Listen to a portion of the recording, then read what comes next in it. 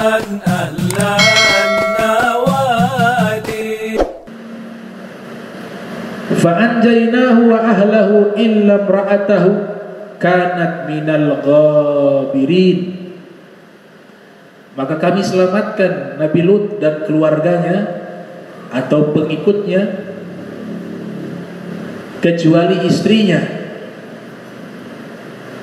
karena dia termasuk orang-orang yang terlambat mengikuti Nabi Lut. Makna terlambat di sini, istrinya ini bukan orang baik. Ada dua nabi yang istrinya jahat. Jadi kita jangan berkecil hati. Para nabi saja punya istri yang jahat. Dua orang. Yang pertama Nabi Nuh, istrinya jahat. Yang kedua Nabi Lut, bukan wanita solehah. Abu Lahab yang sudah disebutkan di dalam firman tabbat yada abi lahabi wa tabb, celakalah Abu Lahab. Ini sebenarnya awalnya orang baik. Buktinya apa?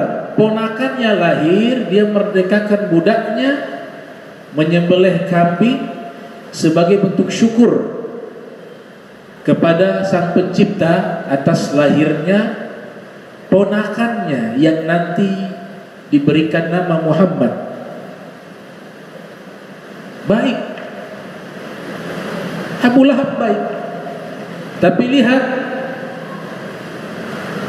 yang membuat dia menjadi jahat siapa? Baca lanjutan ayat itu. Seorang wanita yang membawa kayu bakar. Wa imra'atu hammalatal hatab. Ini bahasa bukan bahasa tekstual saja ini. Ada kitab namanya Majazul Quran. Majazul Quran. Itu ulama salaf terdahulu abad kedua Hijriah, ketika lagi memuncaknya kejayaan sastra Arab, muncul para imam pakar bahasa Arab, Imam Sibawi, Imam Kisai, Al-Farra dan lain-lainnya. Mereka punya kitab namanya Majazul Quran, kiasan bahasa di dalam Al-Quran. Salah satu kiasan bahasa dalam Al-Quran adalah wanita yang membawa kayu bakar. Apa maknanya? Dialah otak yang membawa suaminya memusuhi Nabi Muhammad. Ini ponakan dengan paman. Ponakan dengan paman. Rasulullah lahir, dia bahagia. Berarti secara psikologi, kejiwaan, dia cinta, dia senang kepada keponakan. Tapi kenapa sejarah mencatat menjadi musuh? Karena istrinya tidak suka kepada Nabi Muhammad. Makanya namanya Abu Lahab, bapak yang dibakar. Lahab itu artinya kobaran api. Kobaran api itu tidak mungkin menyala kecuali ada yang membakarnya. Siapa yang membakarnya? Istrinya. Jadi orang baik, kalau tidak kuat imannya, dia harus menghadapi istrinya yang tidak baik, dia jadi jahat. Kecuali dia kuat imannya, seperti para nabi, mereka tetap kuat, tidak tergoyahkan keimanan mereka. Para nabi itu statistik keimanan mereka makin diuji makin meningkat. Al-iman yazid wa yanqus. Iman tuh ada kadang naik, ada turun. Tapi imanul anbiya la yanqus, tidak pernah turun. Tapi dia yazid, makin meningkat, makin meningkat.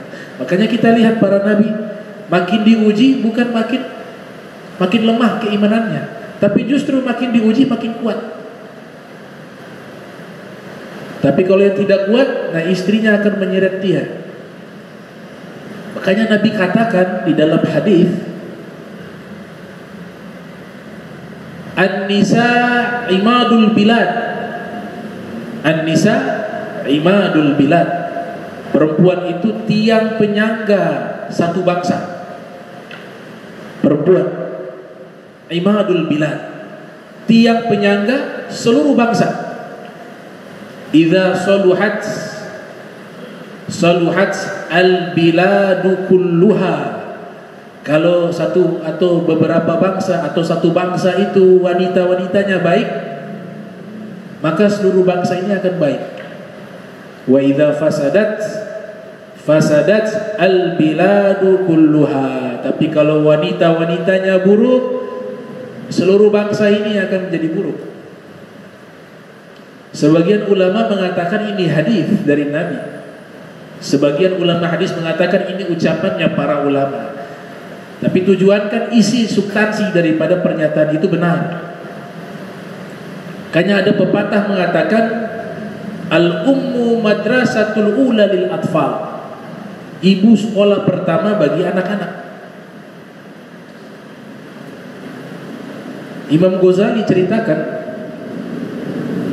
Imam Ghazali yang lahir 450 Hijriah, wafat 505 Hijriah, dalam kitab Ihya Ulumuddin, istri-istrinya orang-orang solehin terdahulu, kalau beliau ceritakan terdahulu berarti di bawah abad keempat, karena beliau menulis sekitar abad keempat ke-5 Hijriah. Beliau lahir 450, wafat 505 Hijriah. Berarti yang beliau ceritakan para ulama salaf abad ke-1, ke-2, ke-3, kira-kira abad-abad tersebut. Imam Ghazali mengatakan istri-istrinya para kaum solihin dari golongan salaf terdahulu, mereka kalau suaminya hendak keluar bekerja, istri-istri mereka mengantarkan mereka sampai ke depan pintu rumah. Kemudian istri-istri mereka mengatakan kepada suami-suaminya, wahai suamiku, inna nasbir alal ju' wal atas.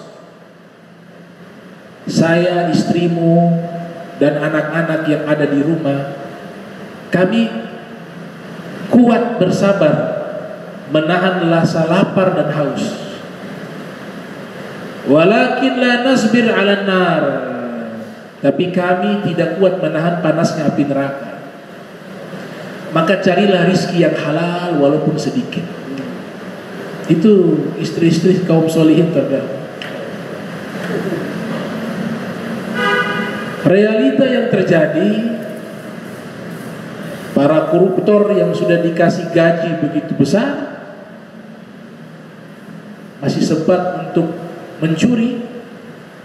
Kalau korupsi itu kan bahasa ilmiah, bahasa yang sesungguhnya mencuri, mengambil bukan haknya, itu namanya mencuri dalam bentuk apapun. Kenapa bisa demikian? Kebanyakan di antara mereka karena istri yang tidak baik. Kebanyakan. Ada data-data, silakan tanya saja. Tanya saja.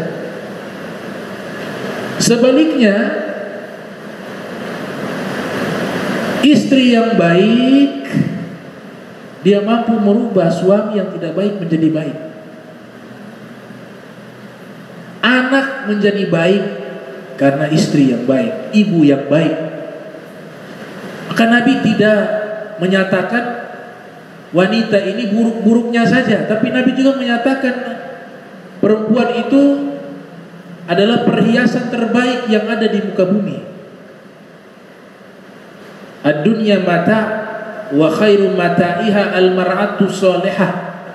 Dunia ini perhiasan, dan perhiasan yang paling terbaik adalah istri yang solehah.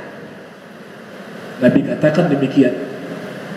Karena peran dari seorang wanita, baik dia istri ataupun ibu, itu berdampak secara sosial keseluruhan. Dalam ilmu sosiologi, Ibnu Khaldun dalam kitab Muqaddimah yang lahir tahun 732 Hijriah, wafat 808 Hijriah, juga ilmu sosiologi modern mengatakan lembaga sosial paling terkecil di tengah-tengah masyarakat itu adalah rumah. Kalau dari rumah ini sudah baik, maka masyarakat satu kampung jadi baik. Setiap rumah ini baik, keluar satu kampung jadi baik. Kalau satu kampung jadi baik dan setiap kampung jadi baik, satu kota jadi baik. Kalau setiap kota baik, satu negara menjadi baik. Kalau satu negara menjadi baik, itu yang disebut baldatun thayyibatun wa rabbun ghafur, menjadi negeri yang diampuni oleh Allah, diberikan keberkahan. Nah, Nabi Lut hadapi ini istri yang tidak baik.